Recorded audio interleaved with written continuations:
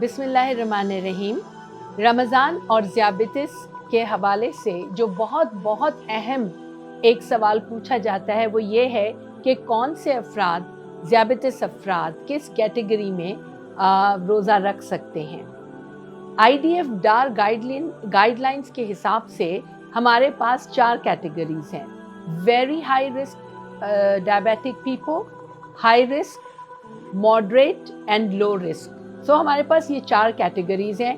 अब हम ये देखेंगे कि वेरी हाई रिस्क कैटेगरी में कौन से लोग आते हैं।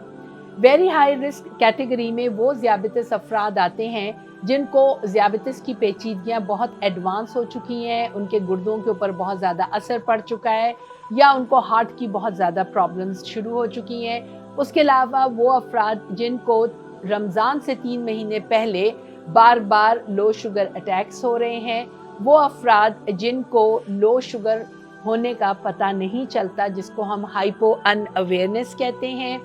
इसी तरह बहुत ही बुज़ुर्ग अफराद जिनके अंदर क्रॉनिक कॉम्प्लिकेशंस, क्रॉनिक डिजीज़ेज़ हैं, वो ख़ास तौर पे गर्मियों के रोज़ों में उनके लिए बहुत ख़तरा हो सकता है। हामला ख़वातीन रमज़ान के रोज़ों के लिए उनके वो भी they come in the very high risk. ये वो ग्रुप है जिसको हम कहते हैं कि इन्होंने रोज़ा बिल्कुल भी नहीं रखना। इसमें इंटेंस लेबर, मुशक्क़त, जो बाहर धूप में खुले आसमान के नीचे इंटेंस लेबर करने वाले लोग हैं, वो भी इसी कैटेगरी में आते हैं। फिर उसके बाद हाई रिस्क, ये तो वेरी हाई रिस्क था। फिर हाई रिस्क वो लोग हैं जिनमें ये तमाम चीज़ें हैं लेकिन उनका ज़रा लेवल थोड़ा सा बेहतर है बाकी वेरी हाई रिस्क ग्रुप से। कैटेगरी यही है सारी जो मैंने आपको वेरी हाई रिस्क में बताई। मॉडरेट रिस्क में वो लोग आते हैं जिनकी ज़ियाबितिस काफ़ी अच्छी संभाली जा रही है, उन्होंने बहुत अच्छी संभाली भी है, उनका HbA1c बहुत अच्छा है और वो अपने मौलिज के साथ मुसलसल राब्ते में हैं, जिसकी वजह से रमज़ान से 3 महीने पहले, 2 महीने पहले उन्होंने सारी हिदायत ली, सारी चीज़ों को समझा, कुछ रोज़े रखे ट्रायल बेसिस पे शाबान के, और उन्हें समझ आ गई कि उन्होंने रमज़ान में अपने आप को कैसे लेके चलना है।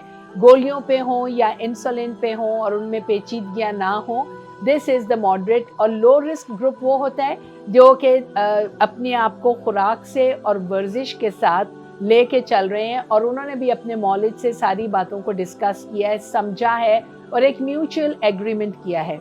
यहाँ मैं एक बात आपको बताना चाहूँगी कि रमज़ान के रोज़ों में हम ज़ियाबितिस अफराद से जो कि हर साल ही रोज़े रखते हैं, चाहे वो टोटल 10 दिन के रखें या 5 दिन के रखें या 15 दिन के रखें, हम उनसे ये ज़रूर पूछते हैं कि उनके गुज़रे हुए सालों के रमज़ान का तजुर्बा क्या रहा, उन्होंने क्या सीखा अपने पिछले रमज़ान से जो वो अगले रमज़ान में वो गलतियाँ नहीं दोहराएंगे, या जो अच्छी चीज़ें उन्होंने पिछले रमज़ान में की वो अगले रमज़ान में भी उसको फॉलो करेंगे ताकि वो ज़्यादा से ज़्यादा रूहानी इबादत से मुस्तफ़ीद हो सके।